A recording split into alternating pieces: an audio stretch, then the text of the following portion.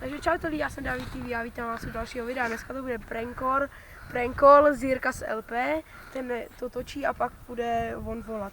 Takže naťukáme nějaký random číslo a snad to zvednou.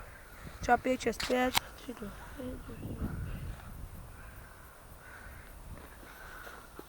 Je nám líto, ale volaný Neexistuje, tak další. Jo, 737, na to vždycky začíná dobře.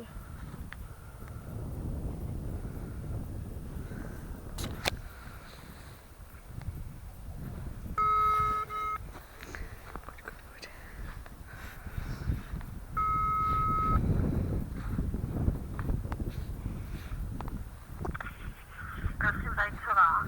Dobrý den, tady Česká pošta Třebíč, můžu se zeptat, vy tady máte balíček. Počkejte, já vám nerozumím, kdo volá? Česká pošta a chtěli bychom vám říct, že tady máte balíček. Kde? No, tady v Praze. Česká pošta. Já, balíček, Ano, v Praze, teď jsem ze Studence. aha. Tyjo, tak to mě tady nějaký blázen říkal, že to, tak se omlouvám moc a tak nashledanou a omlouvám se. Jo, čau. Tak, teďka já ti tam naťukám 7. Čau lidi, já jsem Jirka z LP a teďka uděláme prankol. Nějakýho debila. To je druhá část.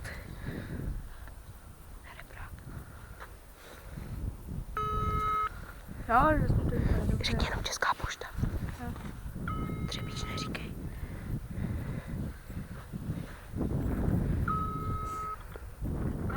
Tady Česká pošta, máte tady balíček. Podorázka, Prosím. na jméno Podorázka Ano. Ne, šousta. a balíček, kde prosím vás? V Praze, ale... V Praze. V Praze na poště, Ano. tak to bude nějaký, já nevím. A vysíláte, nebo já... No, teď Řekni odesílat. no, tak teď ho asi půjdeme odesílat. Teď vám ho... Posílá, od koho to je, dozvíte to od vás? Šousta. Ne, dělej od pana Šoustala. Od pana Šoustala. Od pana Šoustala se to posílá. Alena Šustalová, Ano. od ní mám balíček v Praze. Ano. Jestli tomu dobře rozumím. Ano? Ano. Na které poště nebo jak, prosím vás? No, na hlavním náměstí to je. Já vám přidám synovi, abych zkusil, jestli je možné se tam dostavit, nebo jakým způsobem to vyzvednout. Dobře, tak my vám za chvilku zavoláme, my teďka spěcháme. No, tady je ta Česká pošta, Praha.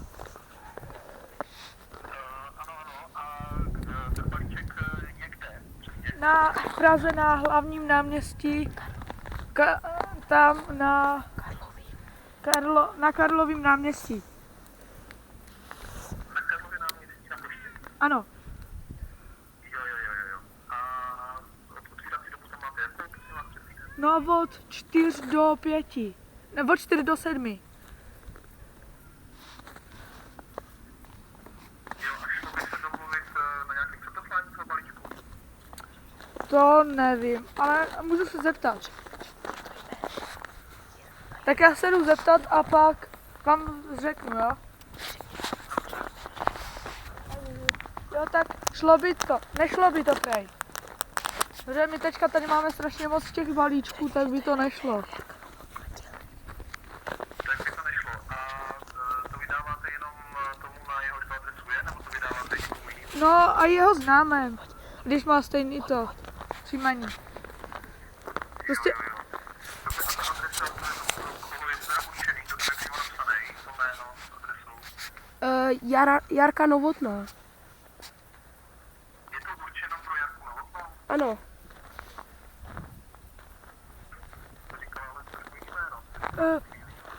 My jsme si spletli balíček, to je pro Šustalova.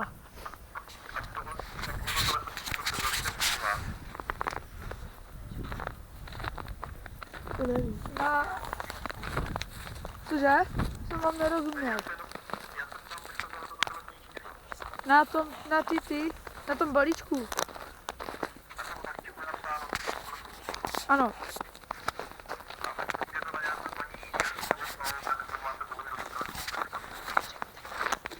A jo, tak nashledanou, my jsme se toho spletli. Omlouváme se. Naschle. Tak to bylo dobrý toto. Tak jo, tak my se s váma loučíme a pro další pranky dejte like a odběr a napište nám do komentářů, na koho bychom měli třeba volat. Tak zatím čau. Čau.